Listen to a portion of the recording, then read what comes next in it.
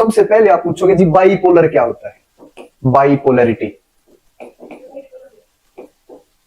Clear है। इसको समझने से पहले हमें पता होना चाहिए यूनिपोलरिटी क्या है। जो फर्स्ट वर्ल्ड वार था ना, फर्स्ट वर्ल्ड वार, इसका टाइम 1939 टू 45 था। 45 में यह विश्व युद्ध समाप्त हो गया। इसका जो लीडर था वो था व्लादिमीर लेनिन। लेनिन साथ साथ लिखते भी रह सकते हो। अब व्लादिमीर लेनिन के बारे में पूछो भी ये कौन था, एक फेमस मार्क्सिस्ट था। अब रशियन रिवॉल्यूशन के बारे में एक दो बात देखते हैं, क्या थी Russian revolution. First attempt in history to abolish private property. 1922 में यूएसएसआर बना, जिसको काम दिया गया कि भाई तुम्हें क्या करना है, ये व्यवस्था लागू करनी है। गुड इवनिंग, कैसे हो? ठीक, चलो आज है ना 12th क्लास की पॉलिटिकल साइंस शुरू करेंगे, ठीक है। इसमें दो बुक हैं, आप लोगों को पता भी होंगी पॉलिटिकल साइंस में। दिख रहा है भैया, या कोई कलर चेंज करूं? ये ले लेते हैं। एक तो है कॉन्टेम्परेरी वर्ल्ड पॉलिटिक्स और एक है कॉन्टेम्परेरी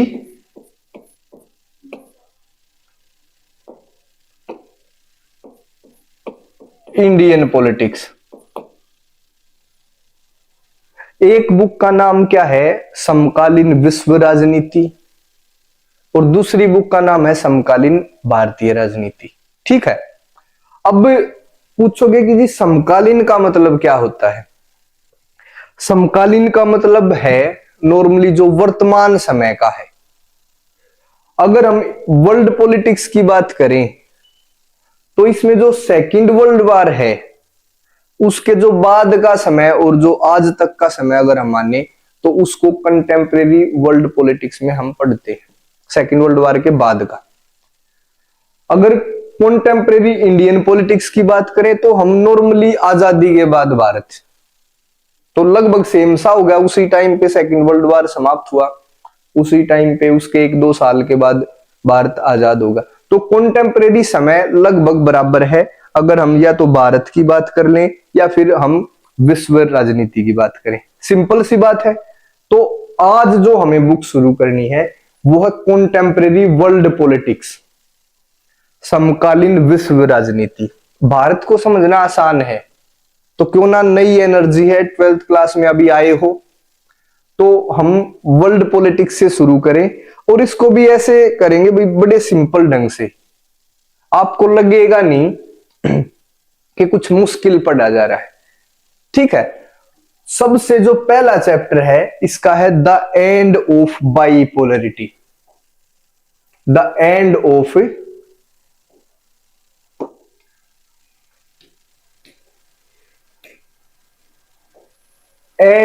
बाइपोलरिटी। देखो क्या होता है, सबसे पहले आप पूछोगे जी बाइपोलर क्या होता है। बाइपोलरिटी क्लियर है।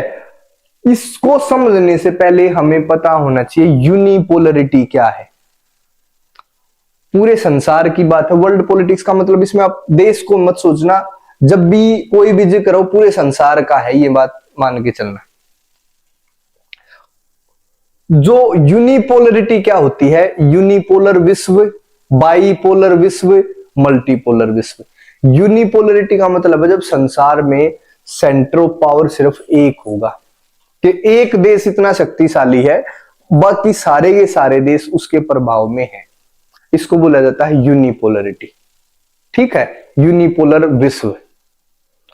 अपना संसार भी एक समय ऐसा आया यूनिपोलर था, उसको समझेंगे उस टाइम पे। बाइपोलरिटी का मतलब क्या होता है, जब संसार में पावर के, सत्ता के दो केंद्र हों, मतलब कोई दो संगठन या कोई दो देश इतने ताकतवर हैं पूरे संसार पे उनका प्रभाव है, ये होता है बाइपोलर। और मल्टीपोलर का मतलब क्या है, जब दो से ज्यादा सत्ता के केंद्र हैं, जब दो से ज्यादा पावर के सेंटर हैं, तो होगा मल्टीपोलर विश्व। नॉर्मली मल्टीपोलर विश्व को एक ठीक माना जाता है कि भी संसार कैसा होना चाहिए, मल्टीपोलर। अगर यूनिपोलर होगा तो एक देश पे पूरे संसार का प्रभाव, उसकी ही माननी, उसकी पॉलिसी पूरे संसार में अप्लाई होंगी। अगर दो देश होंगे, अभी उसके बारे में भी समझेंगे, तो कोई संसार के देश उसकी तरफ है, कुछ संसार के देश उसकी तरफ। और हमेशा अगर बाइपोलर विश्व है तो युद्ध के चांस हमेशा रहेंगे। जब जैसे वो होता नहीं, एक जंगल में दो शेर, युद्ध के चांस हमेशा बने रहेंगे। वो अपने आप को मजबूत करने की कोशिश करेगा, वो अपने आप को। अगर कई सारे सत्ता के केंद्र हैं, सबसे अच्छी स्थिति है, वो सब अपना काम कर रहे हैं, जो ज्यादा योग्य है वो थोड़ा ज्यादा पाएगा, जो कम योग्य वो थोड़ा कम पाएगा। ठीक है, तो मल्टीपोलर विश्व होना अपने आप में एक अच्छी बात होती है। एंड ऑफ बाइपोलरिटी को समझे, सबसे पहले समझे भाई, इससे पहले की थोड़ी सी स्टोरी को हम समझेंगे। क्या आपने कोल्ड वॉर का कॉन्सेप्ट सुना है? कोल्ड वॉर, जिसको हम हिंदी में, क्या वाइट ठीक रहेगा, शीत युद्ध भी बोलते हैं, कोल्ड वॉर। अरे ऐसा करो, इसको थोड़ा सा ऐसे कर देंगे, यहां पे लिख लेंगे अपना, ये तो क्लियर है, अब समझ आएगा, देखना कितनी आसानी से काम होगा। इरेजर से अब दिख रहा है अभी, यहां पे लिख देंगे आराम से। चैप्टर का नाम ही तो दिखाना था, वो देख लिया सबने।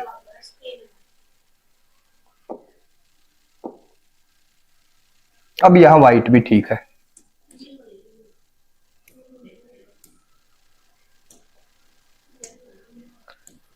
ठीक है, क्लियर है, दिख जाएगा अब आराम से। एक कॉन्सेप्ट है कोल्ड वॉर, इसको बोला जाता है शीत युद्ध हिंदी में। एक आध जगह भी हिंदी भी लिखूंगा, अगर कोई बच्चा ऐसा है, नॉर्मली काम होगा बाइलैंग्वेज ही। पर सेकंड विश्व युद्ध के बाद पूरा संसार दो गुटों में बट गया, उसको मैं बताता हूं क्या है। आपको पता है जो फर्स्ट वर्ल्ड वॉर था ना, फर्स्ट वर्ल्ड वॉर, इसका टाइम 1939 टू 45 था। 45 में यह विश्व युद्ध समाप्त हो गया। विश्व युद्ध समाप्त हुआ अमेरिका के जापान पर न्यूक्लियर अटैक करने के बाद। और पूरे संसार में दो देश, एक तो देश अमेरिका, एक संगठन USSR, union of Soviet socialist republics, उसके बारे में भी बताऊंगा क्या था वो। ये दो शक्तिशाली देश अब उभरे और पूरा संसार इन, कोई यूएसए की तरफ जो यूएसए की विचारधारा का था, कोई यूएसएसआर की तरफ जो यूएसएसआर की विचारधारा का था, जुड़ते चले गए भाई। और विश्व युद्ध समाप्त होते ही एक कोल्ड वॉर शुरू हो गया। अगर ये पूछा जाए भी कोल्ड वॉर कब से कब हुआ, 1945 से लेकर 1991 तक, 1991 में जाके कोल्ड वॉर समाप्त हुआ। कोल्ड वॉर समाप्त होने का मतलब है, एक जो देखो यहां पे लिखो सत्ता के केंद्र या सेंटर्स ऑफ पावर, हमने लिखा सेंटर्स ऑफ पावर, कौन कौन थे? एक तो यूएसए, एक यूएसएसआर, ये थे सत्ता के केंद्र। कुछ देश इसकी तरफ, कुछ देश इसकी तरफ। 1945 से लेकर 1991 तक अपना जो संसार है वो बाइपोलर रहा है, दो सत्ता के केंद्र। और इनमें युद्ध की प्रोबेबिलिटी हमेशा स्ट्रॉन्ग रही है। देखो शीत युद्ध होता है ए वार विदाउट वार, कोल्ड वार किसको बोलेंगे? वार विदाउट वार, जब युद्ध की संभावना हो पर युद्ध ना हो। समझ गए चलना भाई इस बात को।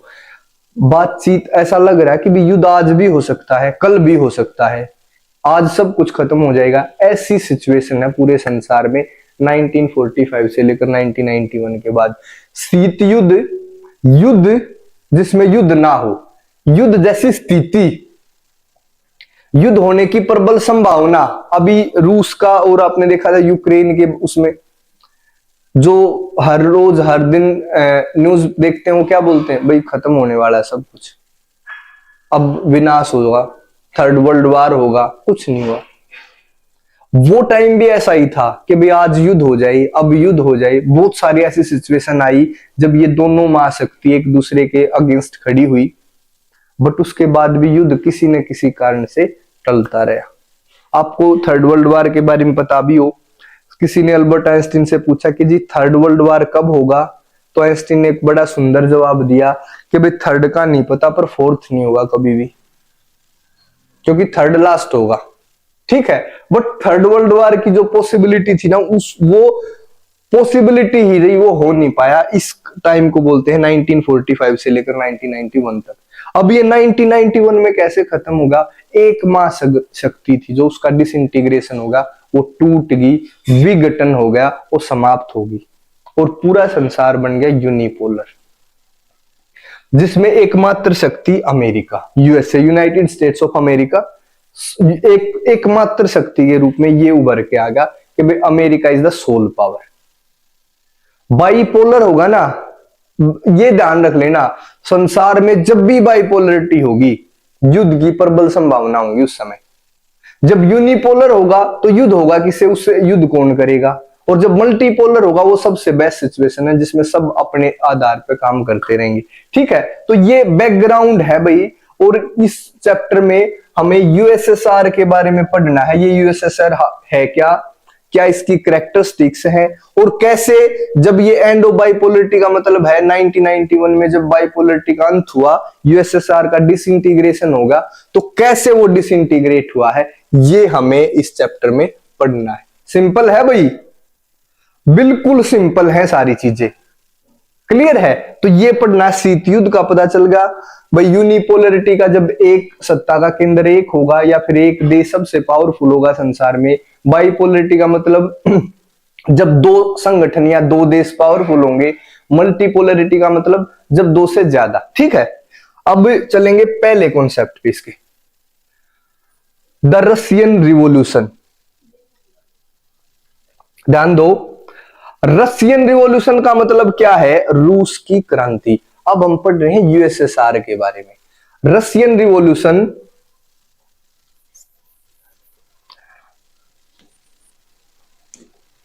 1917 में रसिया में हुई।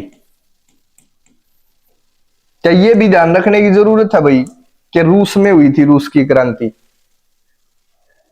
एक दिन क्लास में पूछ ली, कई बच्चों ने नहीं बताया, बोले यूरोप की साइड हुई थी। रूस की क्रांति रूस में होगी, तो रूस की क्रांति हुई 1917 में। 1917 से लेकर 1924 तक ये चली है रूस में। इसका जो लीडर था वो था व्लादिमीर लेनिन। लेनिन साथ साथ लिखते भी रह सकते हो। अब व्लादिमीर लेनिन के बारे में पूछो भी, ये कौन था, एक फेमस मार्क्सिस्ट था। ठीक है, सोशलिस्ट था, अगेंस्ट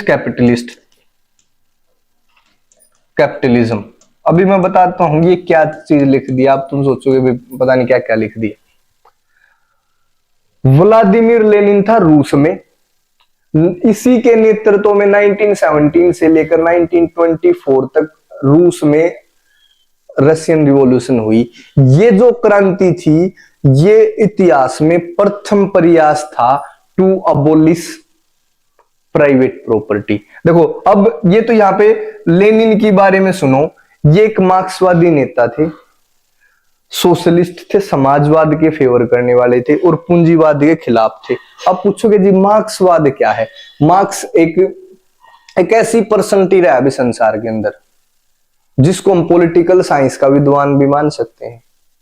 वो एक तरीके से फिलोसफर भी था भाई, साइकोलॉजिस्ट भी था, नेता भी था, उस पता है वो बहुत सारी चीजों का एक कॉम्बो था।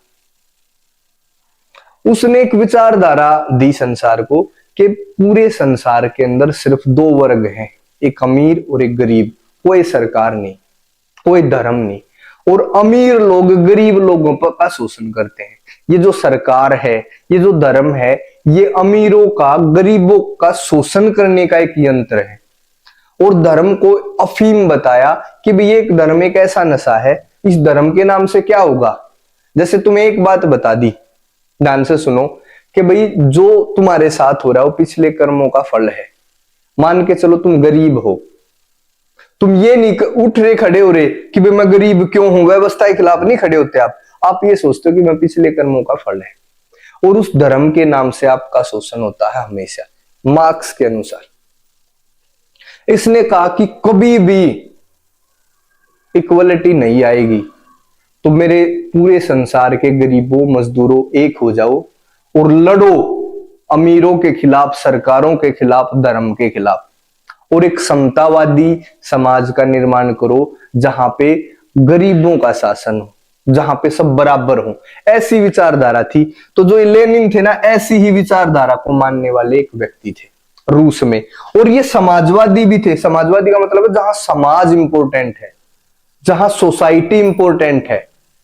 कैपिटलिज्म में क्या होता है, जहां पे आदमी इंपॉर्टेंट होगा, आप अपने हिसाब से काम करो। समाजवाद में क्या होगा, समाज इंपॉर्टेंट है और गवर्नमेंट की जिम्मेदारी है सबका भला करने की, वेलफेयर करने की, ऐसा सिस्टम हो जिसमें सब बराबर हो।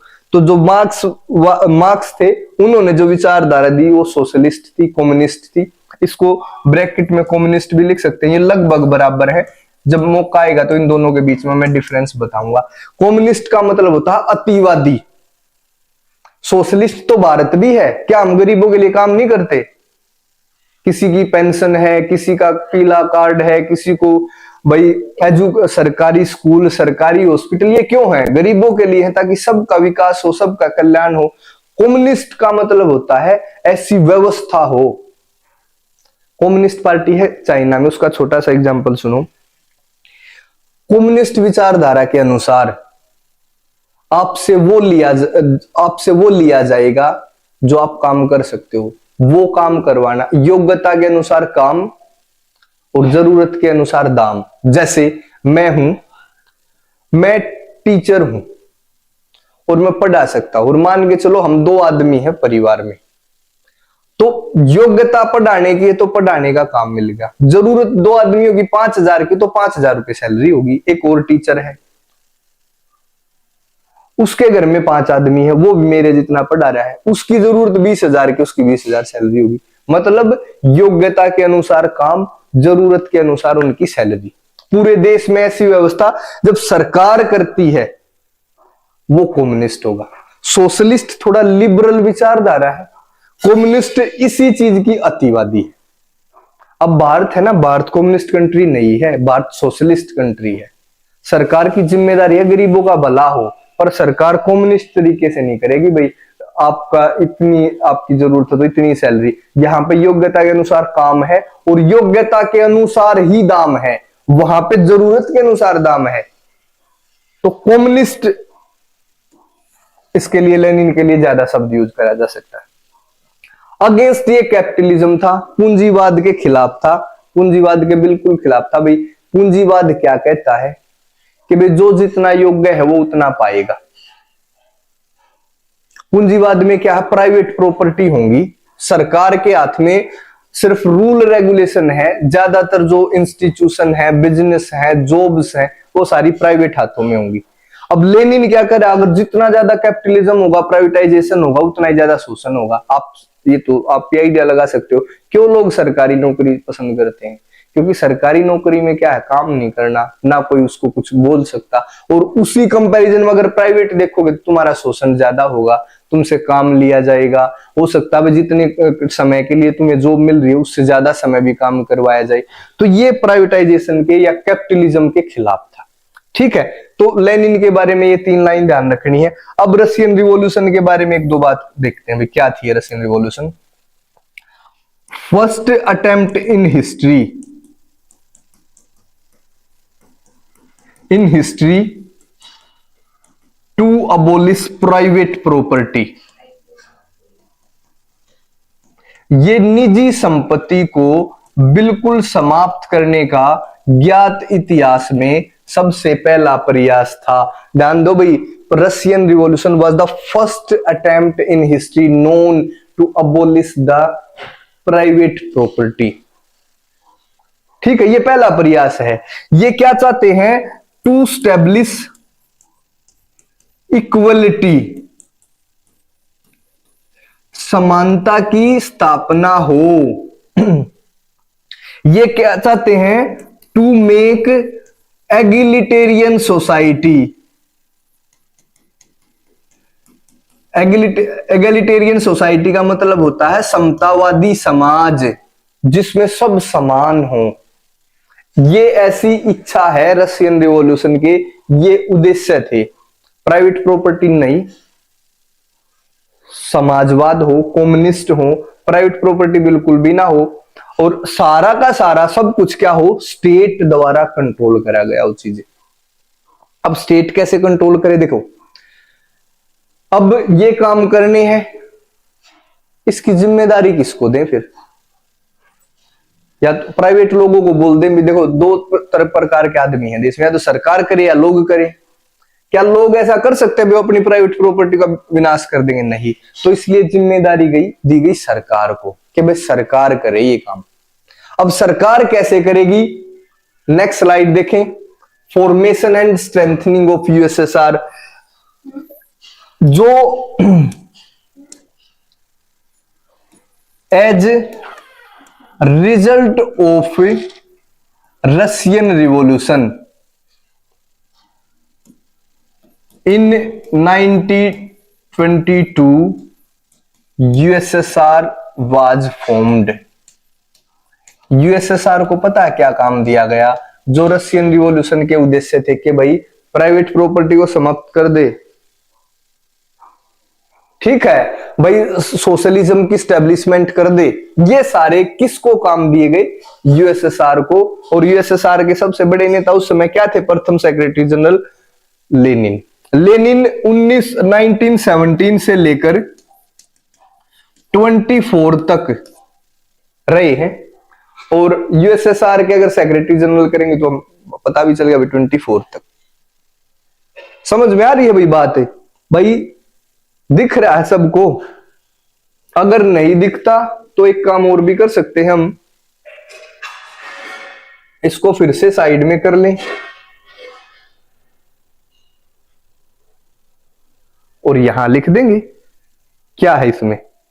इसमें तो कोई ज्यादा समस्या की बात है नहीं, और आगे की लाइन यहां लिख देंगे भाई। अब तो ये हो सकता है यहां पे। ठीक है, तो 1922 में यूएसएसआर बना, जिसको काम दिया गया कि भाई तुम्हें क्या करना है? ये व्यवस्था लागू करनी है। अब एक बात सोच के चलो, क्या लोग इस व्यवस्था को स्वीकार करेंगे? बिल्कुल करेंगे। कैसे करेंगे? मान के चलो नॉर्मली सेकंड विश्व युद्ध के बाद देश है गरीब। नहीं, सेकंड विश्व 1917 की बात करें, फर्स्ट वर्ल्ड वॉर के समय ये क्रांति हुई थी। उस समय गरीब आदमी है। मान के चलो हम है सारे गरीब, और हमें ये अपॉर्चुनिटी मिले कि भाई सबका भला सरकार करेगी, सबको सब्सिडी मिलेगी, किसी को ज्यादा पैसे नहीं मिलेंगे, सबको बराबर मिलेंगे। एक बार तो सुनने में बड़ा मजा आ जाएगा, पर धीरे धीरे जैसे फिर सोसाइटी डेवलप होगी, कोई बच्चा ज्यादा पढ़ेगा, कोई अमीर होगा, जब वो जैसे जैसे लोग डेवलप होंगे ना, तब वो इसका विरोध करेंगे। क्या आपके परिवार में जो आपके पिताजी हैं, आपके चाचा जी हैं, ताऊ जी हैं, क्या वो एक जितनी सैलरी का यूज करते हैं? क्या वो इक्वल है? बिल्कुल। जब एक परिवार इक्वल नहीं हो सकता तो देश इक्वल कैसे होगा? ठीक है, तो जैसे जैसे जैसे ये विचारधारा ही ऐसी है, शुरुआत में इसको स्टैब्लिश करना आसान है। सरकार अगर चाहे तो ये ऐसी कोशिशें कर सकती है, बट उसके बाद लंबे समय तक सर्वाइवल इसका आसान नहीं होगा, क्योंकि जैसे जैसे व्यक्तियों का विकास होगा, डेवलपमेंट होगा, वो धीरे धीरे इस विचारधारा को अपोज करना शुरू करेंगे। क्यों अपोज करना शुरू करेंगे?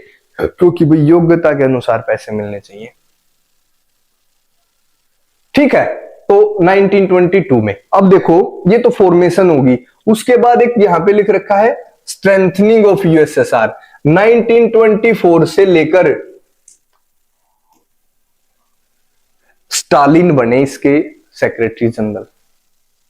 स्टालिन कौन थे? अभी स्टालिन, दो व्यक्तियों का थोड़ा सा ध्यान रखना है, ये IN है स्टालिन, STALIN। इन महाशय ने क्या करा, इसको और ज्यादा मजबूत करा यूएसएसआर को। यूएसएसआर का मतलब देखना, union of Soviet socialist Republic. इसने अपने जैसी विचारधारा के देशों को अपने साथ जोड़ना शुरू कर दिया कि भाई तुम भी हमारे साथ यूएसएसआर का हिस्सा बन जाओ। और इसको मजबूती दी किसने? स्टालिन ने। ठीक है भाई। इसके बाद की जो क्लास है यहीं से स्ट्रेंथनिंग से हम कल करेंगे। तब तक के लिए थोड़ा सा जो अपनी बुक को पढ़ना शुरू करें और बुक पढ़ के आगे का काम करेंगे। थोड़ा सा यहां तक पढ़ लेना और मेरे हिसाब से ये चीजें क्लियर होगी होंगी भाई। लंबी क्लास नहीं होंगी। इसका कारण क्या है?